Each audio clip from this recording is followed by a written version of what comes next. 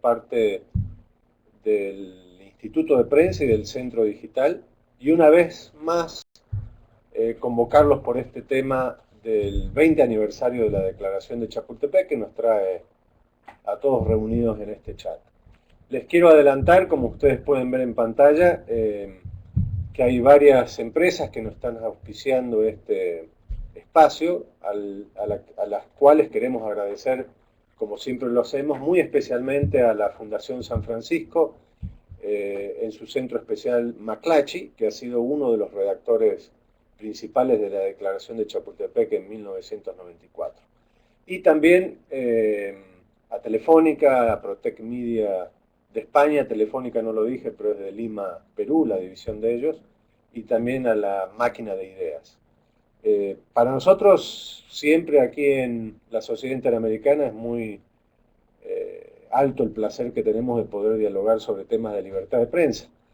Y esta vez trajimos a un destacado periodista, quien fue además presidente de la Sociedad Interamericana de Prensa, por muchos años ocupó el puesto directo de jefe mío, que fue presidente de la Comisión de Libertad de Prensa, y tuvo, yo diría, uno de los espacios más fundamentales de trabajo en lo que fue la declaración de Chapultepec en 1994. Les recuerdo además que Danilo Arbilla fue director del semanario Búsqueda de Montevideo, Uruguay, donde trabajó por muchísimos años. También fue eh, director de prensa y difusión de uno de los gobiernos de Uruguay, y en otras partes de su carrera periodística muy distinguida, logró uno de los premios más destacados que hay en toda América, que se trata del premio María Moores Cabot de la Universidad de Columbia, un estilo de Pulitzer para todos los periodistas americanos y latinoamericanos. Yo diría más, Danilo Arbilla es un especialista en materia de libertad de prensa, algo que lo ha venido haciendo con estudio, algo que lo ha venido haciendo como académico de algunas universidades uruguayas, pero también lo ha hecho como un batallador, un gladiador de estos temas, alguien que siempre se destacó por estar peleando por los privilegios que debe tener la libertad de prensa en una sociedad democrática, y sobre todo porque ha participado no solamente en Chapultepec, también en la Declaración de Santiago, que fue de 1994 junto con la UNESCO, y tuvo una distinguida participación para que la Declaración de Chapultepec sea también parte de la Declaración de Principios de Libertad de Expresión de la Comisión Interamericana de Derechos Humanos, con una eh, gran dosis de participación en una conferencia que se hizo en la sede de la OEA en Washington en el 2001. Pero como dije, lo importante de Danilo es que ha estado trabajando muy de cerca con todo lo que fue Chapultepec, y hoy nos convoca un tema que se ha transformado, o lo han transformado algunos gobiernos, como un problema potencial para los periodistas, a los que nos acusan de no siempre decir la verdad. Es un tema bastante filosófico dentro del periodismo de lo que es la libertad de prensa, pero lo importante de Danilo Arbilla es que lo ha sacado de aquello que es medio abstracto y lo ha tornado un tema bastante práctico. Así que, como siempre, vamos a estar dispuestos para escucharlo a él por una media hora, un poquito menos, para luego entrar a una sesión de preguntas. Y sí, lo que les voy agradeciendo a todos ustedes,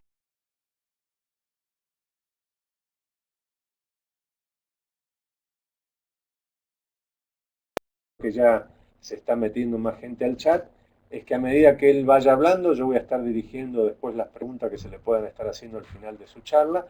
Lo pueden ir escribiendo en el chat que tienen en el monitor, a la derecha creo, a la derecha del monitor de ustedes, donde pueden escribir. Así que, una vez más, un placer de estar con Danilo Arbilla, y los dejo con él para que hablemos de este importante tema. Hola, buenos días. Un gusto estar acá con ustedes. Eh, Gracias por invitarme y confío en que pueda aportar algo para este, la mejor comprensión de este tema tan polémico que es el que tiene que ver con la libertad de expresión, la primera de todas libertades que tenemos los seres humanos. Ricardo situó el tema en lo que tiene que ver con la verdad, la difusión de la verdad, en lo que tiene que ver con la famosa veracidad. Pero yo voy a salirme al principio un poquito del tema para después sí centrarme en él específicamente. Digo, voy a salir del tema porque quiero señalar 2 o 3 hechos en los cuales la Sociedad Interamericana de Prensa ha tenido un protagonismo fundamental. 2 o 3 hechos que parece que son parte de la historia, sí, sin duda, de la mejor historia de la CIP, pero que no se quedan en la historia, sino que son 3 hechos que ocurrieron, algunos hace muchísimos años, otros pocos años, pero todos anteriores, y que, en mi opinión, adquiere una actualidad cada vez más fuerte. Y no solo adquieren actualidad, sino que son de una practicidad, que son tan importantes para el desempeño de la profesión periodística que a veces se descuidan, no se toman en cuenta, y eso hace que muchas veces se desvirtúe o pierda su objetivo nuestra profesión o nuestro hacer en materia informativa y en materia periodística. El primero de los hechos, y que tiene que ver con Chapultepec, y ustedes van a ver por qué, es una resolución de la Corte Interamericana de Derechos Humanos, es decir, la resolución A85, que fue una resolución que estableció que no, para escribir en un medio, para ser comunicador, para ser periodista, no se requería estar obligatoriamente colegiado. Eso fue una gran lucha en la cual la Sociedad Interamericana de Prensa tuvo un protagonismo muy fuerte para que se entendiera que no podía limitarse el derecho a expresarse de las personas a través de una colegiación obligatoria, a través de la sindicalización, a través de la titulación o del título universitario. La lucha esa se ganó. ¿Para qué se ganó? Se ganó para que los dueños de los diarios pudieran emplear a aquellos que quisieran en los medios. No se ganó para eso. Y eso es lo que cada vez adquiere más vigencia, y hoy más que nunca. Se ganó, ¿saben para qué? Se ganó para que cualquier ciudadano pudiera ejercer libremente el derecho inalienable reconocido en el artículo 13, por ejemplo, del Pacto de San José de Costa Rica, de poder expresarse libremente, de poder buscar información y difundir esa información, que es su derecho como ciudadano. Esto se ganó para eso, para que cualquiera tiene el derecho a ser periodista, cualquiera tiene derecho a comunicar. Qué importante eso, pero en el año 85, qué importante, figúrense ustedes y fíjense ustedes la importancia que tiene hoy día aquello. Aquello fue motivo de polémica, muchas veces se criticó, un problema de que quieren ampliar a los que quieren. Eso. Fíjense qué importante hoy. Si hubiera una colegiación obligatoria para poder ser periodista, ejercer la tarea de periodismo para informar, ¿qué haríamos hoy en la era del Internet? Los que tienen blog tendrían que ser colegiados, los que tienen un Facebook tendrían que ser colegiados, los que participan en Twitter tendrían que ser colegiados, porque de acuerdo con aquella norma que para ejercer el periodismo, para ejercer la actividad de comunicador, tenía que tenerse un título o estar sindicalizado, es decir, una limitación. La técnica, el paso del tiempo confirmó, es decir, ratificó y fortaleció aquella decisión A85 de la Corte. Es decir, no hay que ser colegiado. No había que hacerlo colegiado en aquella época, ni hoy hay que ser colegiado, porque esa es una actividad libre, inherente a la persona humana. Es decir, aquello que ocurrió en el año 85, hace ya 29 años, si mi cálculo no está mal, hoy tiene una vigencia mucho mayor, un valor mucho mayor. ¿Y qué pasa con Chapultepec? Chapultepec fue una declaración aprobada por el Interamericano de Prensa, en la que convocó académicos, profesores, periodistas, políticos. Es decir, ¿con qué objeto? Con el objeto de establecer un privilegio para los medios de prensa, para los diarios, para los dueños, para los periodistas. No, todo lo contrario. Esa es la gran importancia que ha tenido Chapultepec. La gran importancia que ha tenido Chapultepec es que lo que se propuso, lo que pretendió y lo que en alguna medida logró fue establecer, fue llevarle a la gente, es decir, algo que es de la gente, decirle a la gente, mire que el tema de la libertad de prensa, mire que el tema de la libertad de expresión no es un tema de los periodistas, no es un tema de los medios de prensa, no es un tema de los dueños de la prensa. La libertad de expresión es un tema de los ciudadanos, es un derecho de los ciudadanos, es el primer derecho que tiene, la primera de las libertades, por cuanto es una libertad custodia de la restante, una libertad que decir, testimonia la existencia de las otras libertades. Eso es lo que pretendió la Sociedad Interamericana de Prensa y eso fue el objetivo de Chapultepec, establecer, llevarle a la gente algo que es de la gente. La libertad de expresión es su derecho, es su facultad, es su libertad, no la ceda, no la trance, no la renuncie. Es decir, era un objetivo claramente, como lo es otra de las luchas de la Sociedad Interamericana de Prensa, el acceso a la información pública, no para los periodistas, no para los medios, sino para la gente. Y ese es el gran cometido que tuvo la declaración de Chapultepec, la gran función, tanto que tiempo después la propia Comisión de Derechos Humanos de la OEA, toma, y así está establecido claramente en la parte positiva, en la declaración de Chapultepec como uno de los fundamentos para la Declaración de Libertad de Expresión que aprobó la Comisión de Derechos Humanos de la OEA. Ese es el gran aporte de Chapultepec.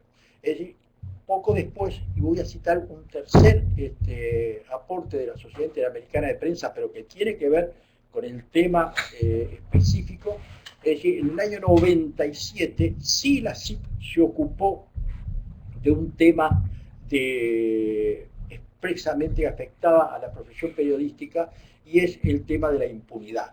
En el año 97 la CIP convocó a otras organizaciones de libertad de prensa, políticos, periodistas, académicos y todo, para establecer, para reclamar, para exigir, es decir, que no se tomaran medidas para que no se pudiera seguir matando periodistas sin que pasara nada. O por lo menos para seguir denunciando que muchos de los crímenes de periodistas, es decir, era la consecuencia de una complicidad y de una acción conjunta entre delincuentes y gobernantes que no querían que los periodistas. Eso hizo la CIP y fue muy importante esa resolución de la CIP y otras organizaciones, por cuanto en esa misma resolución, en esa misma reunión, fue en el año 97, julio y agosto del año 97 en Guatemala, se resolvió, se recomendó la creación de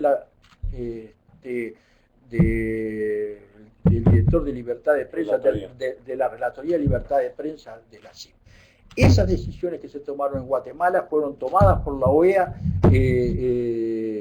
al año siguiente y en noviembre del mismo año del 97 fue aprobado por unanimidad por la Asamblea General de la UNESCO. Tiene mucho que ver porque ya estamos preocupando la CIP y otras organizaciones los ataques de diversa forma a la libertad de prensa y al derecho a la gente a estar informado, el derecho de la gente a informarse, el derecho de la gente a ejercer su facultad de buscar, recibir, difundir información tal cual lo establecen las declaraciones internacionales y el artículo 13 del Pacto de San José de Costa Rica. Eso tiene que ver, ¿saben por qué tiene que ver? Porque en ese mismo año 97 que la CIP y otras organizaciones se preocupaban por el asesinato de periodistas, en esos años que la CIP salían, que la CIP buscaba imponer, llevando en conferencias a escuelas, a universidades, al público en general, declaración de Chapultepec, esa forma de decirle a la gente esto es suyo, no lo ceda, haga como decía, por ejemplo, el famoso escritor y filósofo argentino Juan Bautista Alberdi, que la libertad de expresión es un derecho que la gente no debe delegar y tiene que ser así. En esa misma época se llevaba adelante una de las mayores amenazas que se ha planteado y que se plantea continuamente contra la libertad de prensa y contra el derecho de la gente a saber, que es eso de establecer la obligación de los periodistas y de los medios de dar información veraz, imparcial y oportuna. Información veraz. ¿Qué quiere decir información veraz? ¿Qué quiere decir? ¿Que hay una verdad sola? ¿Que es una verdad divina? ¿Es una verdad oficial? ¿Es una verdad impuesta? No, la verdad no hay una sola. La mayor enemigo de una democracia es creer que hay una sola verdad. Es decir, hay muchas verdades. Hay que, en el debate se acerca cada uno a la verdad y ese es el objetivo del debate democrático y del debate público. Y el objetivo de los periodistas es tratar de acercarse a la verdad, de buscar la verdad, de ir lo más próximo a la verdad para ofrecérsela a sus conciudadanos, ¿sí? Para que estos ejerzan mejor su derecho a informar. ¿Y dónde fue? Es decir, fue el gobierno venezolano de Rafael Caldera, el que pretendió en una cumbre iberoamericana que se aprobara que todas las constituciones del continente establecieran que en materia de libertad de prensa era una obligación informar veraz, oportuna e imparcialmente. Y lo gracioso es que el doctor Caldera, cuando defendía esta tesitura, él decía que era necesario establecer esa obligación de la veracidad. ¿Por qué? Porque habían muchos periodistas que se apartaban de la verdad. Quiere decir que el doctor Caldera ya sabía, como tantos gobernantes, cuál es la verdad y cuál no es la verdad. Ese era el gran tema que preocupaba y preocupó a la CIP. La CIP desplegó un gran esfuerzo para que no fuera aprobado y efectivamente se rechazó la posición y la tesitura y la propuesta del gobierno de Caldera y que solo fue apoyada prácticamente por muy pocos presidentes, eso sí lo apoyaron, Fidel Castro y Alberto Fujimori de Perú, pero fue rechazado por la gran mayoría. Fue una gran victoria. Pero ¿qué pasó? Y es ahí uno de los pequeños problemas que hubo, y esa anécdota, uno de los pequeños problemas que tuvo la declaración de Chapultepec, que en su redacción del artículo 10. El artículo 10 de la redacción de Chapultepec dice: ningún medio de comunicación o periodista debe ser sancionado por difundir la verdad o formular críticas o denuncias contra el poder público. En realidad, aquello de Chapultepec fue un trabajo tremendo, 2 días de discusiones, un nivel muy alto, además habían políticos, habían distintas versiones, y se aprobó la declaración. Y en ese último artículo, ahí en el apuro de la redacción, la verdad era que debía decir por buscar y difundir, y buscar la verdad y difundirla. Es decir, que era lo que debía decir, se dijo la verdad. O sea, si el gobierno de Caldera, para defender su tesitura, tomó el tema del artículo 10 de Chapultepec, usándolo a su favor. Eso obligó que un año siguiente al fracaso de la iniciativa venezolana de imponer lo de la información veraz, la Sociedad Interamericana de Prensa convocar una nueva reunión de personalidades para hablar de Chapultepec, donde se aprobó la declaración de Chapultepec y sus fundamentos, donde se analiza y se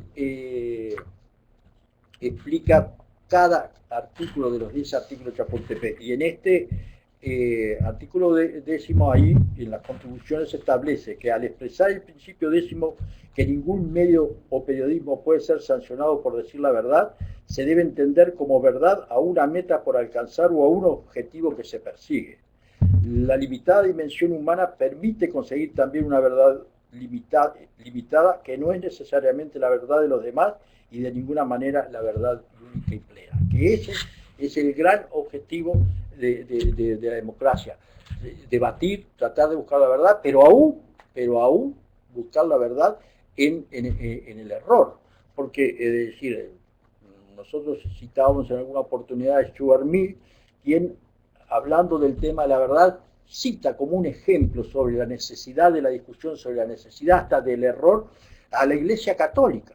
A la Iglesia Católica, que como todos saben, como toda institución que tiene un dogma, tiene una verdad, su verdad, su verdad. Pero aún la Iglesia Católica, con un dogma, con su verdad, es decir, cuando va a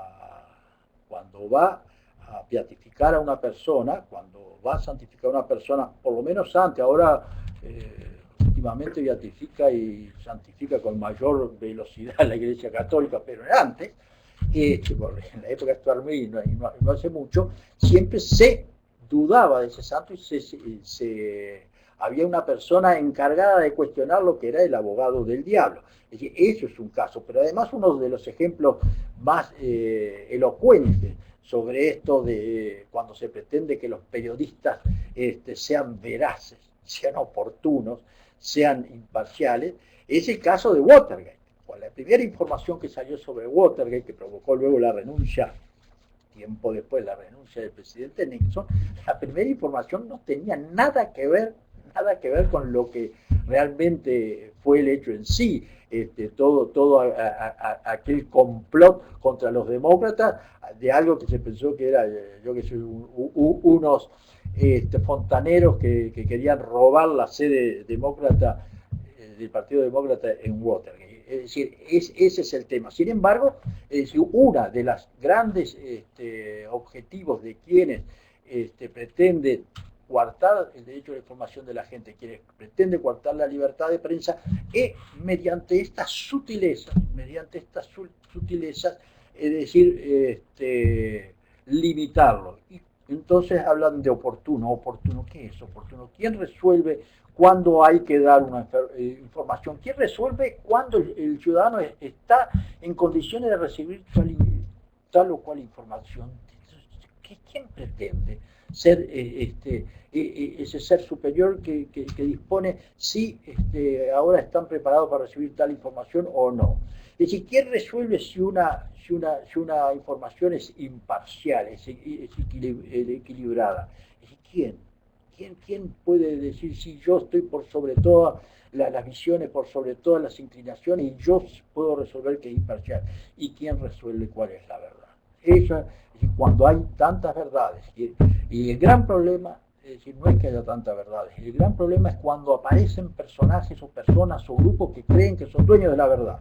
Y cuando creen que son dueños de la verdad, sienten que están facultados, sienten que están designados para imponer esa verdad, para imponerla a cualquier costo, y en nombre de ella cometer cualquier tropelía.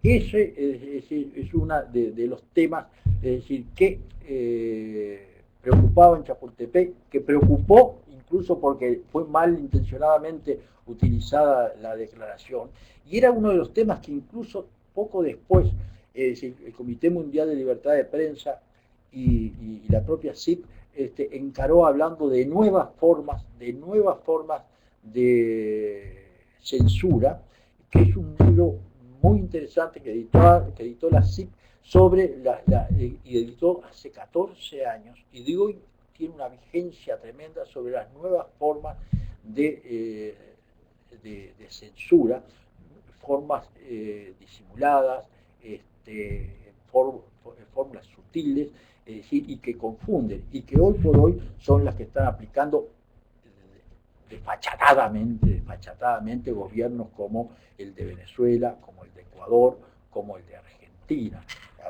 Hablemos de publicidad oficial, el apoyo, el premiar a los amigos con dinero público o castigar a los enemigos, el establecer y perseguir a través de funcionarios públicos, ya sean inspectores de Hacienda o poderes judiciales que no se respetan a sí mismos, a los medios de prensa y a los periodistas, y eso confunde mucho a la gente, porque muchas veces la gente dice, bueno, pero que no quieren pagar impuestos los dueños de los diarios. No es eso, puede haber dueños, hay dueños de todas las empresas que no quieren pagar impuestos, y hay ciudadanos que no quieren pagar impuestos, y hay muchos ciudadanos que no pagan impuestos, y que deberían de pagar, y otros tienen a veces la razón de decir, ¿por qué voy a pagar? ¿Para qué? Para mantener burócratas. Aquí Thomas Paine, creo que fue el hombre que hizo la resistencia civil. Es decir, pero es muy difícil convencer a la gente cuando se ataca a los medios, es decir, a través de decir no quieren pagar impuestos, es decir, porque la gente dice, bueno, pero eso que tiene que ver con la libertad de expresión. No, precisamente a través de esos mecanismos los ataca, no solo atacan a uno, sino que a los otros los premian. Mientras a uno le dicen que no pagan impuestos, los otros no tienen ningún problema en no pagar ningún impuesto. Y entre esos, además, los códigos de autorregulación, los códigos de ética, la protección de los periodistas, una serie de amenazas que hoy ya no son amenazas, son hechos que se aplican y que está sufriendo mucho la sociedad, y que es necesario que nuevamente la gente, todos asuman que la libertad de expresión es la primera de todas las libertades. La libertad de expresión no es una patente de corso ni de los dueños de los medios, ni de los editores, ni de los directores, ni de los periodistas. La libertad de expresión es nuestro derecho, es nuestra libertad, es la libertad que nos permite saber qué están haciendo nuestros delegados, es la libertad que nos permite saber cuando vamos a votar a quién debemos de votar. Es necesario que vea eso. Y otra cosa también que es necesario que nuestras academias, nuestros estudiantes, nuestras facultades de periodismo, es decir, revisen los programas y le den a ese tipo de cosas que aparecen como abstractas y teóricas la importancia que tiene, no solo para el efectivo ejercicio de un derecho básico de los ciudadanos, sino como técnica periodística. La libertad de prensa como técnica periodística. Y otra serie de cosas que tienen que ver en torno a la libertad de expresión y que parecen abstractas, que parecen teóricas, y que sin embargo son muy, muy prácticas, por aquello de que no hay nada más práctico que una buena teoría, y mucho más práctico, y mucho más útil, y mucho más aplicable es un buen principio. Eso es más o menos un poco lo que debía decir en estos 30 minutos, y dejamos otros 30 minutos para dialogar con ustedes, si a ustedes les parece oportuno. ¿Me da sonido? ¿Estoy con sonido? Danilo, una pregunta, justamente te pongo aquí en pantalla en algo que tuviste una participación muy destacada con otras autoridades de la CID. ¿Y cómo ha sido el proceso ese de incluir en la Declaración de Principios de Libertad de Expresión de la CIDH los estamentos o los principios de Chapultepec? ¿Había consenso? ¿Había cierta apatía de los políticos en aquel momento en la OEA? Contanos un poco ese proceso. Bueno, hubo cierta apatía hasta el día de hoy, ¿verdad? La Comisión de Libertad de Expresión de la OEA es una comisión, es una declaración aprobada por la Comisión de Derechos Humanos de la OEA. Nunca la ha aprobado la Asamblea de la OEA. Esto es, los gobiernos nunca los han aprobado. Nunca los gobiernos los han aprobado. ¿Por qué?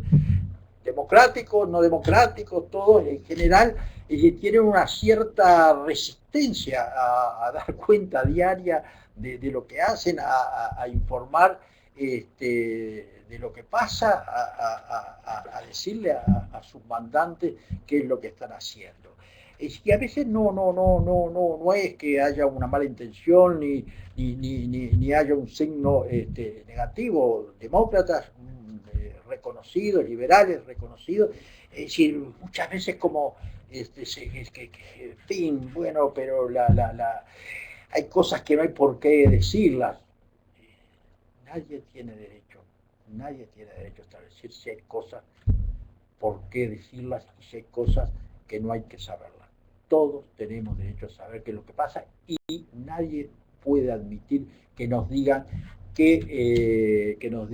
qué es lo que podemos saber, qué es lo que podemos leer, qué es lo que podemos ver. De todas maneras, hay que destacar que en ese trabajo de la declaración de libertad de expresión, de la Relatoría de la Libertad de Expresión de la Comisión de Derechos Humanos de la OEA, tuvo un protagonismo fundamental el doctor Santiago Cantón, que fue el primer relator. Un protagonismo especial lo tuvo el entonces director ejecutivo de la Comisión Tayana, quien después fue Jorge Tayana. Ellos tuvieron un protagonismo especial, y también el entonces presidente de la Comisión de Derechos Humanos de la OEA, que era el doctor Claudio Grossman.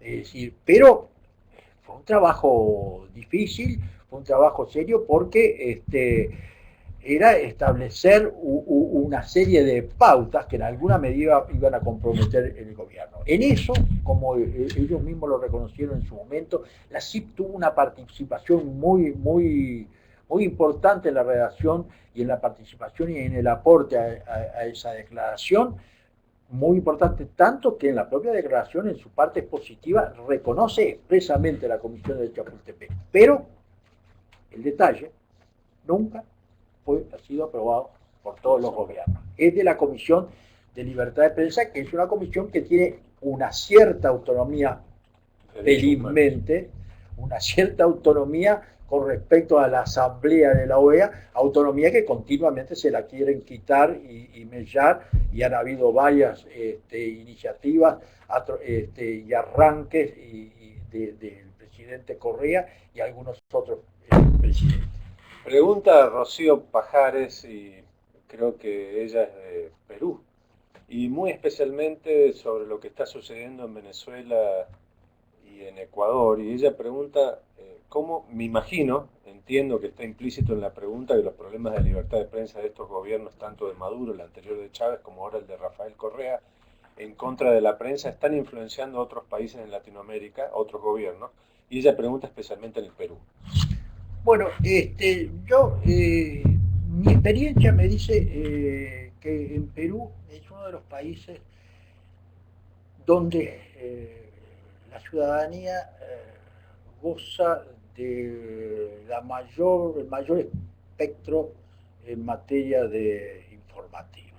Aún hoy creo que es uno de los países donde los medios, la cantidad de medios a los cuales los peruanos pueden acceder es una de las más amplias que hay en el continente. Hay muchas discusiones, pero no hay hechos concretos, de limitaciones, ni por parte de gobierno, ni por parte de privados, que en eso no solo siempre son los gobiernos, aunque mayoritariamente y lo más peligroso son los gobiernos. Es decir, hay mucho. Pero yo creo que Perú es uno de los países donde, es decir, se cumplen con problemas, pero mejor que en cualquier lado, algunos principios básicos. Es decir, en Perú hay una gran oferta de medios de comunicación, grandísima. Perú además es el país que ha aumentado de manera extraordinaria y fuera de lo normal la venta de prensa escrita. En Perú hay una gran discusión pública a nivel de los medios de todos los asuntos, pero en Perú además, es decir, hay un Congreso que es bastante independiente del Poder Central, y a un Poder Judicial muy independiente del Congreso, del Poder Político y del Poder Central.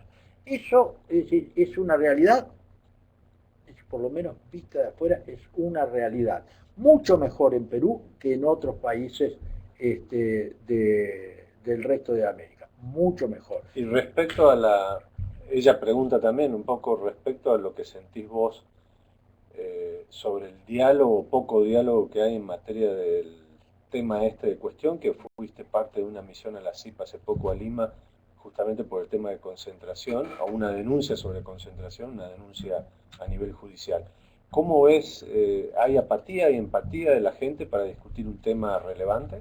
Bueno, yo creo que ahí en Perú ese es un tema que se está discutiendo, es un tema que se plantea a raíz de una fusión que hubo de medios de prensa, y es un tema que los peruanos lo están discutiendo a nivel de institución, a nivel de organizaciones de la sociedad civil, a nivel de la prensa. Hay una gran polémica.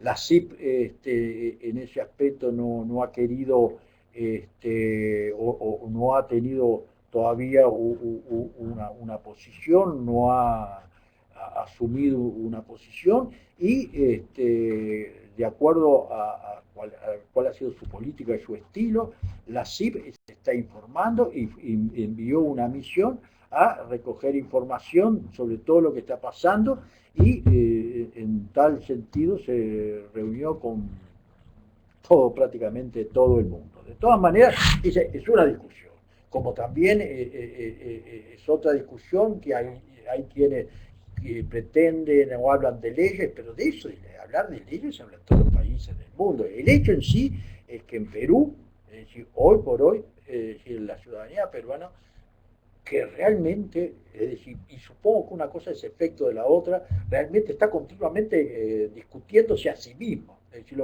los peruanos hablan de nepotismo y citan casos de nepotismo, que esos casos en otros países, pero ni se toman en cuenta como casos de nepotismo. Es decir, en otros países, y hablo de Brasil, hablo de Uruguay, hablo de Argentina, hablo de Chile, es decir, son casos de nepotismo mucho mayores, si es que son casos de nepotismo. Pero son muy críticos, muy discutidores. Me parece que está muy bien, pero yo creo que Perú es de los países que puede ofrecer 3 poderes. Podrán hablar problemas, cosas políticas, manejo, 3 poderes bastante bien separados e independientes.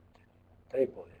Que eso no se puede decir en Venezuela, no se puede decir en Ecuador, no se puede decir en Nicaragua, no se puede decir en Argentina, y en otros lugares yo no sé en dónde se llega a esos niveles de independencia. Creo que Uruguay es uno de los países donde, si bien hay una mayoría de oficialistas en el Congreso, donde también hay una independencia así. Creo que en Chile se da así, creo que en Paraguay se está dando algo así, pero no creo que en Brasil sea totalmente así. ¿Hay alguna relación, por lo que estás diciendo, que uno pueda observar entre el grado de democracia que hay en un país, o a la inversa, el grado de libertad de prensa que existe en un país con la democracia? Es decir, donde hay mucha libertad de prensa hay mejor democracia. Donde no hay libertad de prensa no hay democracia, eso lo dice Chapultepec, y eso es así. Donde no hay libertad de prensa no hay democracia. Y vamos a decir, ¿qué es la libertad de prensa? Se habla mucho de las elecciones, ¿no? Las elecciones es, sin duda, es una de las patas de la democracia. ¿Qué es la elección? Que el pueblo elija sus delegados, es decir, que los mandantes elijan a sus mandados. Ahora, para elegir, es decir, lo que tiene que hacer es saber qué es lo que tiene en el menú. ¿Dónde se ha visto que yo voy a elegir, pero no me dicen cuál es el menú? Voy a comprar zapatos y me dicen, no los puede ver los zapatos. ¿Y cómo elijo? Y bueno, tire el manotazo y lo que saca. No es así. La democracia no es eso. La democracia es decir, es designar a quien se va a ocupar de mis negocios. Se va a ocupar de mis negocios, los negocios de los ciudadanos. Quiero saber quiénes son. Quiero saber qué han hecho, quiero saber qué van a hacer, y sobre todo lo que han hecho. Eso es el derecho. Si no hay libertad de prensa y se habla de elecciones, esto es todo una mentira. Elecciones sin libertad de prensa no son elecciones, es una forma de pedirle a la gente que diga algo sobre algo que no sabe.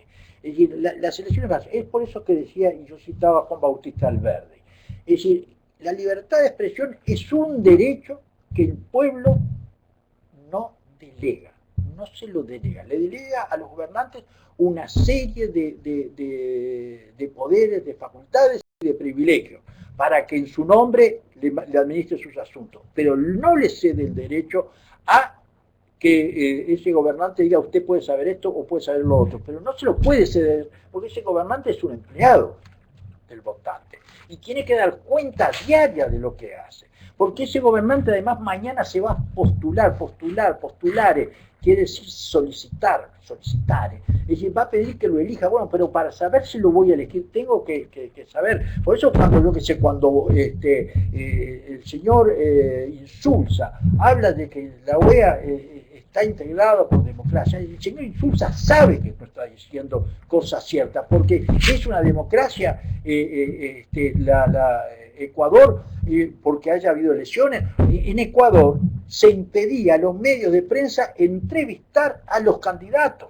Se impedía entrevistar a los candidatos. Imagínense, hay elecciones, pero los candidatos no podían ser entrevistados por los medios de prensa, por los medios de comunicación, porque se decía que era propaganda. Mientras tanto, el candidato oficial, Correa, hablaba todos los días por televisión diciendo lo que él quería. Eso no era entrevista, era el gobernante. ¿Cómo pueden hablar de libertad de prensa o de elecciones libres?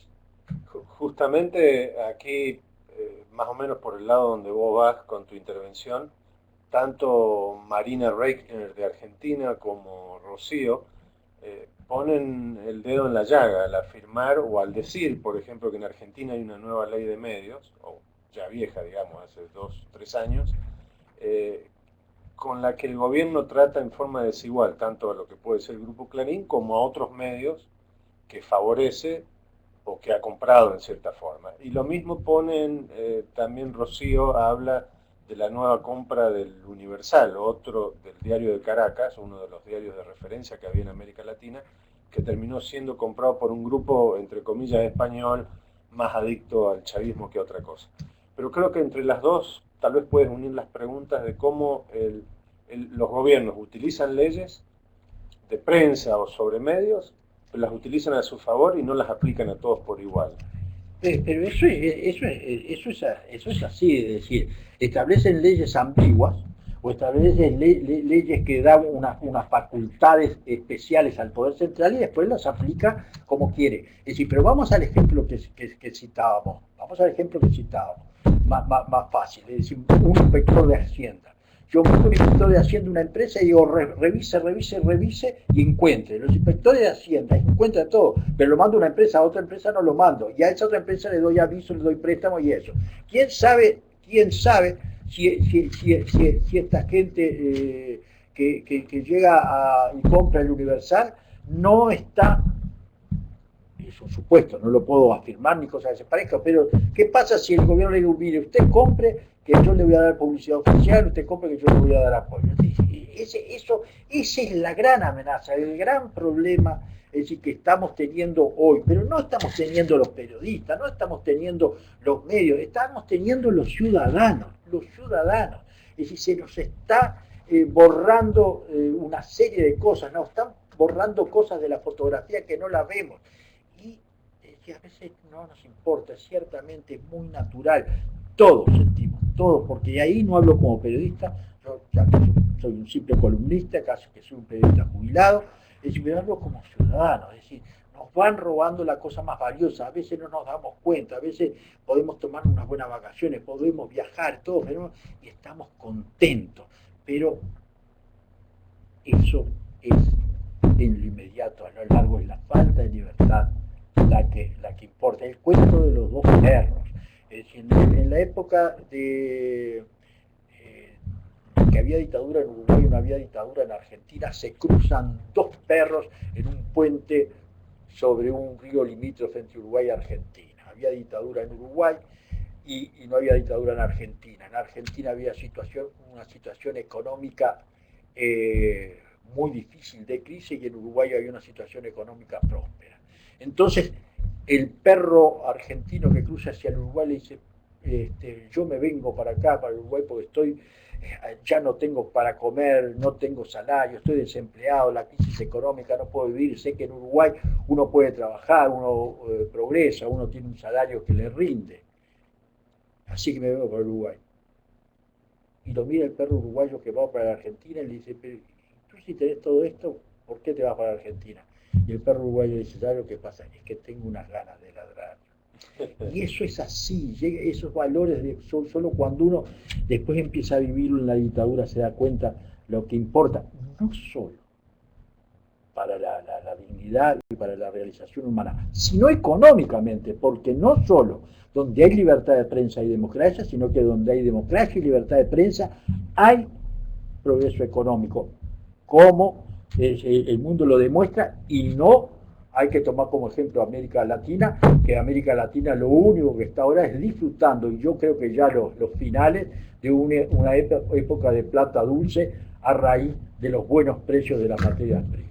Dijiste algo muy importante, ya voy a seguir con algunas de las preguntas de ustedes, muy importante, que la libertad de prensa no es patrimonio ni de periodistas ni de políticos, pero da la apariencia, más allá de los esfuerzos que hablaste de Chapultepec, que tanto los medios como los periodistas hemos tenido algún defecto, o sufrimos algún defecto, de no poder haber llevado este debate, que yo considero que es un debate todavía ausente en América Latina, en muchas partes, de los gobiernos, de los pueblos latinoamericanos.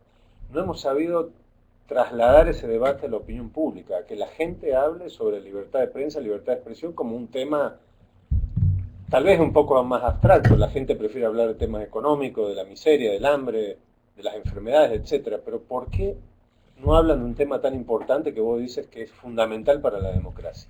Fundamental para el ser humano. Bueno, lamentablemente, los políticos, y no con mala intención, pero los políticos a veces están con aquella tesis, en fin, déjenos hacer que nosotros, pero déjenos tranquilos, no nos hostiguen cuando estamos haciendo. Pero que ellos estén bien intencionados no significa que es lo que quieren todos, ni ese es el tema. También es cierto que hay muchos dueños de medios, y hay muchos periodistas que creen que la libertad de prensa es su patrimonio, y no es su patrimonio. Y hay muchos dueños de medios, es decir, que además de ocuparse de la prensa, se ocupan de otros negocios.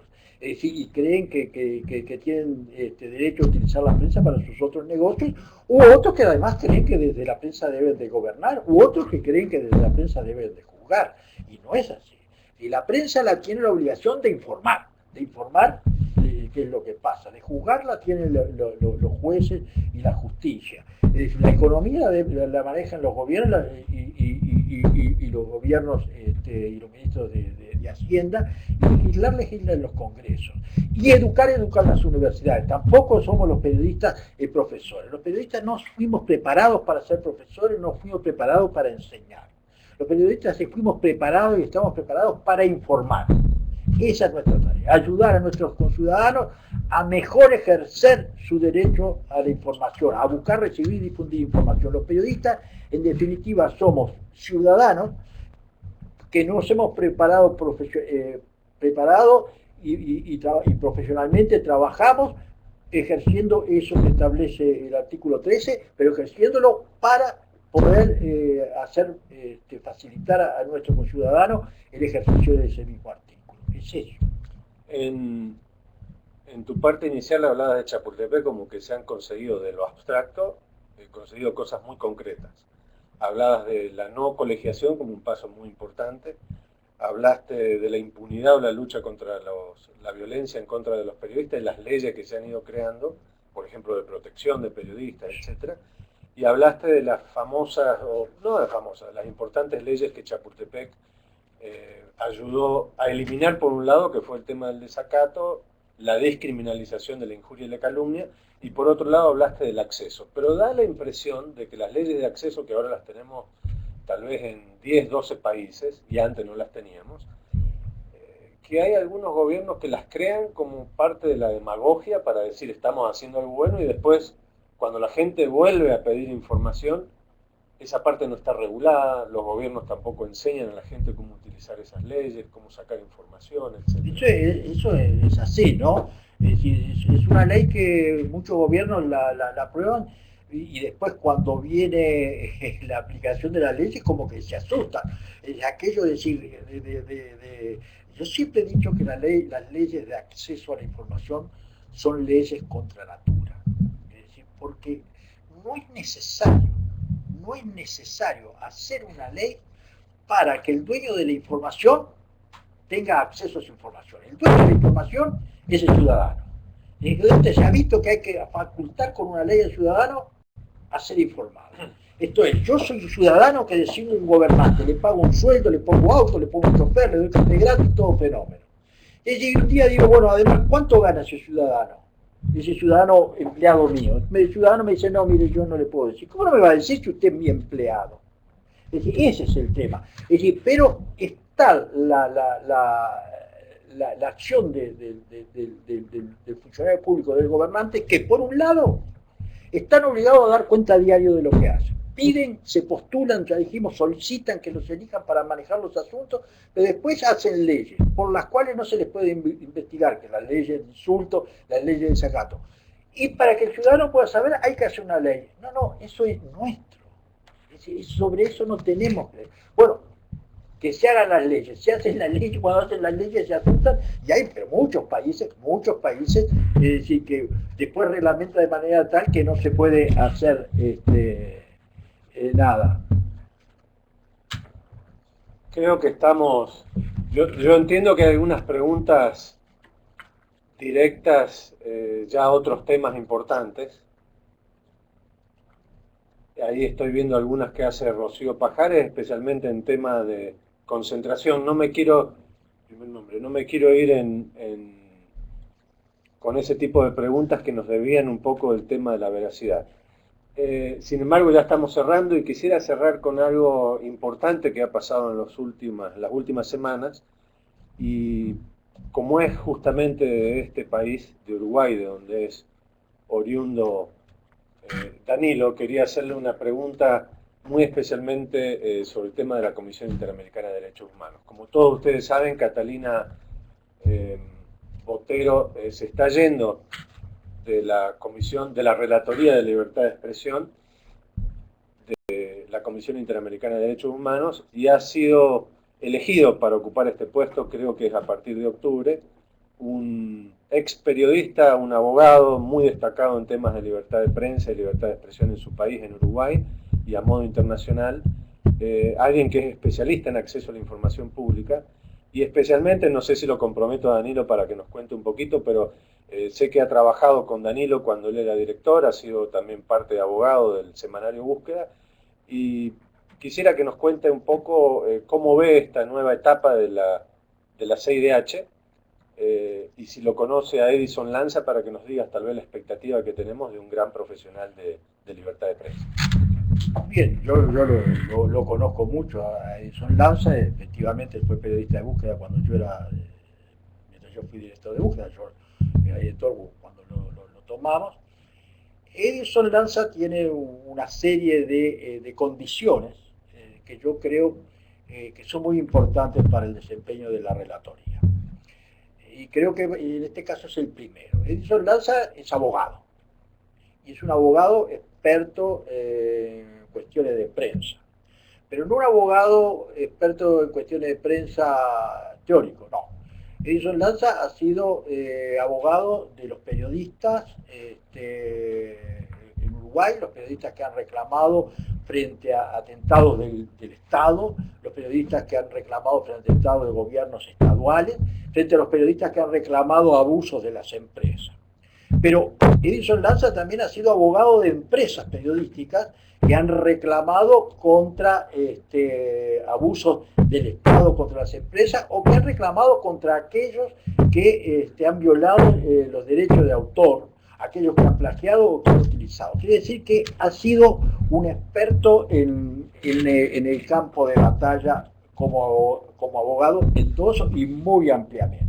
Es decir, ha sido el abogado de los periodistas, pero ha sido el abogado de las empresas en eso. Edison Lanza, además, es un académico, no solo porque es abogado, sino porque le ha sido hasta rector de una de las universidades de periodismo, fue profesor y es un estudioso del tema de la comunicacional, sin lugar a dudas, un profesor, todo eso. Edison Lanza, además, es decir, ha tenido una gran participación incluso en la parte legislativa, participando, elaborando cosas que uno podía decir, bueno, no sé, pero sí ha colaborado con el gobierno uruguayo en la ley de acceso, ha colaborado incluso en un proyecto de ley de medios, y creo que el aporte de Edison Lanza ha sido aquello positivo que se puede destacar de la ley, y ha colaborado con otros países en materia legislativa.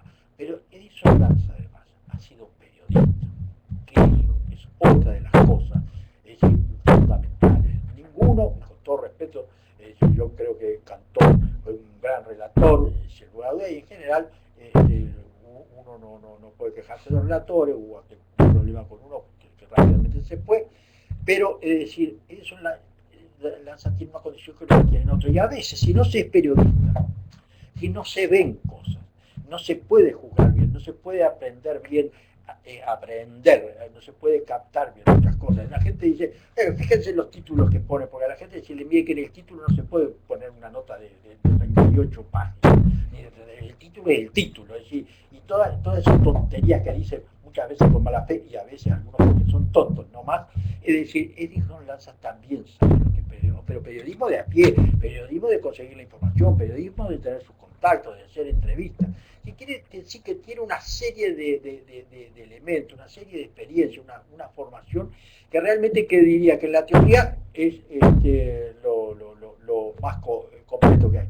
Creo que además tiene sus visiones propias, es decir, uno puede discrepar o no, pero tiene, por mi experiencia, lo conozco desde muchísimos años, pero tiene, sobre todo, es un hombre que escucha, es un hombre tolerante, es decir, escucha, es tolerante, pone su posición, discute, es fácil debatir con él, porque escucha, expone y es respetuoso y es tolerante. Yo creo que tiene todas esas virtudes y creo que todo eso lo aquilató la comisión para designarlo. Creo que en principio, en teoría, es una gran designación, más allá de la relación personal que he tenido a lo largo del tiempo. Es escritor también, ya tiene 2 libros, uno sobre temas específicos jurídicos y de libertad de prensa, y otro sobre Tabaré Vázquez, también muy importante el libro. Bueno, muy bien, muchísimas gracias Danilo, gracias por acompañarnos. La verdad que hemos disfrutado mucho esta hora que estuvimos con ustedes también. Les agradezco muchísimo que nos hayan visitado desde México, Perú, Argentina, Colombia, también a los estudiantes universitarios que nos estuvieron escuchando en alguna clase en México.